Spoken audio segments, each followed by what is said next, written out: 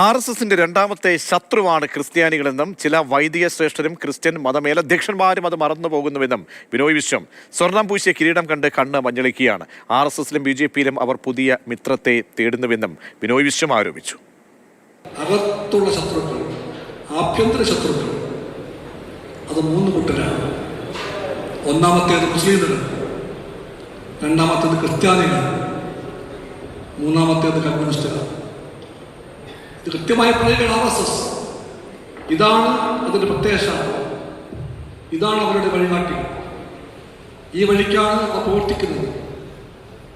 അതറിയാതെ ആരും അവരുടെ മുമ്പിൽ കവാത്ത് മറക്കാൻ പാടില്ല.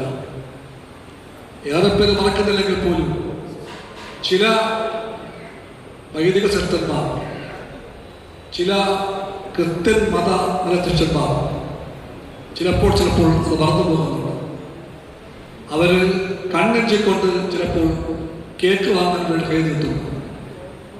ആവേശഭരിതരായി അവർ വെള്ളി പൂശിയ, സ്വർണം പൂശിയ കിരീടങ്ങളെ നോക്കി ചിരിക്കുന്നു. ആ പുതിയ ബന്ധത്തിൽ അവർ ചില ആവേശങ്ങളുണ്ടായി. ഒരു പുതിയ മിത്രത്തെ അവർ കണ്ടുപിടിച്ചു BJPക്കകത്ത്, RSSനകത്ത്.